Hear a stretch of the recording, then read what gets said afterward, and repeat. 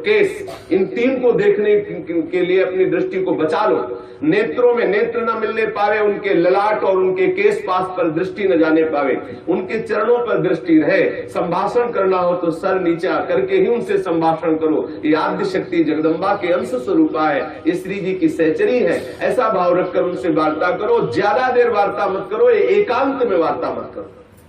जहां दर्शन हो तत्काल नेत्र हटा लो। अगर दर्शन होते ही आपने काम भाव से उनको देख लिया तो फिर आप ब्रह्मचर्य नहीं रह सकते, या वो ब्रह्मचर्य नहीं रह सकती जिसने पुरुष को काम भाव से देख लिया। पहली गलती।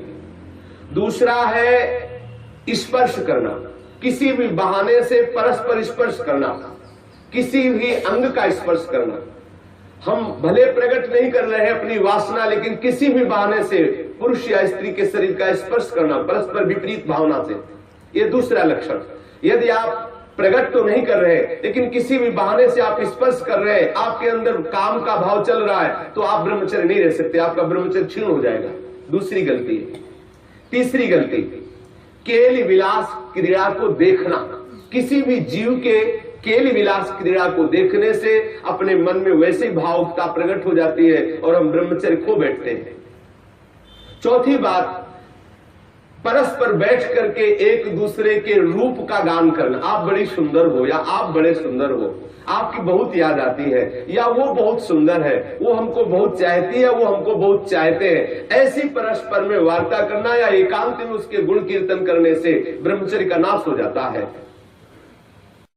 पांचों, एकांत में बैठ करके भाषण करना। एकांत में बैठकर कभी भी साधक को ऐसी गलती कभी नहीं करनी, भले वो भागवती उपदेश क्यों न हो। जब आप देख लीजिए कि हमारे चित्त पर पुरुषत्व का अभिमान नष्ट हो गया है, किसी भी स्थिति में हमारे हृदय में भावना नहीं आएगी कि भोग्य वस्तु है, तो फिर सच्चिदानंद भगवान की अपार कृपा है। फिर त्रिभुवन में आपको कोई हिला नहीं सकता। नहीं स्वात्मा रामम विषय मृग तृष्णाम भ्रमयति। ज्ञानी भ्रष्ट हो सकता है लेकिन बोधवान नहीं, भक्त विचलित हो सकता है लेकिन प्रेमी नहीं। जो प्रेम से युक्त हो चुका है, जो बोध संपन्न महापुरुष है, क्योंकि जब सर्वत्र सच्चिदानंद में भगवान श्री कृष्ण दिख रहे तो कौन किसको भ्रष्ट कर सकता है। जब तक स्त्री पुरुष का अहम है तभी तक ऐसी भावना का जो भयावह स्वरूप है उससे बचना चाहिए, तभी तक ऐसी भावना हमारे हृदय में हावी होती है। इसलिए साधक को कभी भी एकांत में, स्त्री शरीर साधक को कभी भी पुरुष शरीर साधक से एकांत में कभी भी भाषण नहीं करना चाहिए। अगर करने का अवसर आए तो मैदान में आ जाना चाहिए, खुले में आ जाना चाहिए, जहां सब लोग आपको देख रहे हो, जिससे आपके हृदय में वो गलती नहीं होने पाएगी। यदि आप ऐसा कर रहे, भले भागवती उपदेश ही कर रहे हैं, तो भी आप ब्रह्मचर्य नहीं रह सकते, ऐसा शास्त्र का आदेश है। एकांत में किसी स्त्री को दूर से देखकर या पुरुष शरीर को देख करके भोग का संकल्प कर लेना, वासना का संकल्प कर लेना, ये ब्रह्मचर्य का नाश कर देने वाला संकल्प होता है। दृढ़ निश्चय कर लेना, संकल्प कर लेना। या विपरीत देह वाले, जैसे पुरुष या स्त्री, विपरीत देह वाले संग में एकांतिक केली कर लेना। ये अष्ट प्रकार के जो ब्रह्मचर्य नष्ट करने वाले भाव है, इनसे पूर्णतया बचा जाए। जो ब्रह्मचर्य रहना चाहे कभी भी कामुक दृष्टि से परस्पर शरीरों को ना देखे। स्त्री शरीर साधक या पुरुष शरीर साधक परस्पर किसी को कामुक दृष्टि से न देखे। कभी बुरी भावना से किसी भी माता बहन का स्पर्श न करे। कभी भी किसी भी तरह से अपने निकट ना आने दे, ना उनके निकट जाए। ये बहुत काम की बात है, इसे साधारण मत समझिए। हम भजन करते हुए भी जो आनंद का अनुभव नहीं कर पा रहे, यही गलती है, हम यही मिस्टेक कर रहे हैं। भले हम किसी का संपर्क नहीं कर रहे, लेकिन हमारे अंदर वासना की गणित लगती रहती, इसीलिए हमें परमानंद का अनुभव नहीं हो रहा। हमें सावधानी रखनी है। देखो, ये ऐसा कोई अपने में ना जाए कि मैं सिद्ध हो गया हूं, मैं जैसा मनमानी आचरण चाहूं कर सकता हूं। भगवान व्यासदेव जी ने लिखा है कि बड़े बड़े विद्वान भी इस आकर्षण में अपने आप को ढीला मानते हैं और गिर सकते हैं। इसलिए सावधानी पूर्वक, विद्वानों को भी ये जो आकर्षण है खींच सकता है, इसलिए सावधान रहे।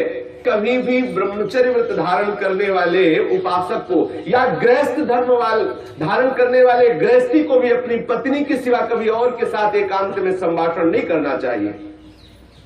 किसी को काम भरी दृष्टि से नहीं देखना चाहिए, किसी के काम भाव से स्पर्श नहीं करना चाहिए, किसी को काम भाव से न समीप आने देना चाहिए न समीप जाना चाहिए।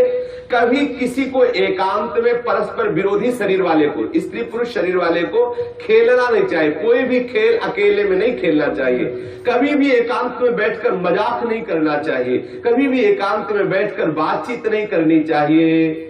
अपने मन को ही आप मित्र और शत्रु समझो। विषयों में लगा हुआ मन शत्रु है और प्रभु के भजन में लगा हुआ मन मित्र है। इसलिए सावधान, कभी भी एकांत में ब्रह्मचर्य व्रत धारण करने वाले को स्त्री का संग कदापि नहीं करना चाहिए, नहीं तो उसके हृदय में वासना जागृत हो ही जाएगी। इसलिए सावधानी रखनी चाहिए। ये जो इन गलतियों का सुधार कर लेता है वो ब्रह्मचारी पूर्ण रूप से ब्रह्मचर्य रह सकता है। एक बार फिर ध्यान दिया जाए, किसी भी तरह से हम किसी भी माता बहन को या माता बहन किसी भी पुरुष को काम दृष्टि से न देखें। दूसरी बात, किसी बहाने से हम परस्पर स्पर्श ना करें। तीसरी बात, किसी भी तरह से हम उनके साथ कोई क्रीड़ा ना करें, कोई खेल न खेलें। किसी भी तरह से हम चार लोग बैठ करके उनकी प्रशंसा न करें जिनके प्रति हमारा मन आकर्षण हो चुका है। कभी भी हम एकांत में संभाषण न करें, एकांत में संलाप न करें। कभी भी हम विषयों का संकल्प न कर बैठे, विषय भोग का संकल्प न कर बैठे। इस तरह से हम अपनी इन 8 क्रियाओं से निवृत्त रहे। बुरी भावना से देखना, बुरी भावना से स्पर्श करना, बुरी भावना से निकट जाना या निकट आने देना, ये नहीं होना। बुरी भावना के साथ अंदर से भावना बुरा रखते हुए खेल खेलना, मजाक करना, बातचीत करना, इस तरह से अपने मन को हम विषयों से बचा सकते हैं। अगर 8 क्रियाओं से बचा ले गए तो हम ब्रह्मचर्य रह सकते हैं। यदि आप ब्रह्मचारी होना चाहते हैं तो आप अपने मन को शुद्ध रखिए। आप अपने हृदय को कभी खाली मत छोड़िए। हृदय खाली रहेगा, मन अशुद्ध रहेगा तो शरीर में ब्रह्मचर्य रह नहीं सकते। और जिसका हृदय और शरीर और मन तीनों अशुद्ध है वो कभी भजन नहीं कर सकता। इसलिए सावधान। आज तो और बहुत बुरी दशा हो रही है। भक्ति के नाम पर वासना का पोषण करते हैं, भक्ति के नाम पर।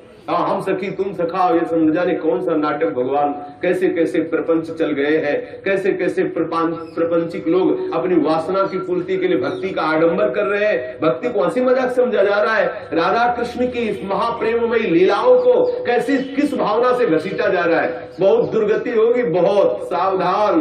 वो देख रहा है जो सबको देख ले। अरे कोई देखे न देखे, तुम तो देख ही रहे हो ना, तुम्ही को वहां बोलना पड़ेगा। वहां तुम छुपा नहीं सकते। सर्वशक्तिमान भगवान तुम्हारे अंदर बैठे देख रहा है। भजन करना चाहते हो, भगवत प्रेम प्राप्त करना चाहते हो तो ब्रह्मचर्य पर पूर्ण दृष्टि रखो।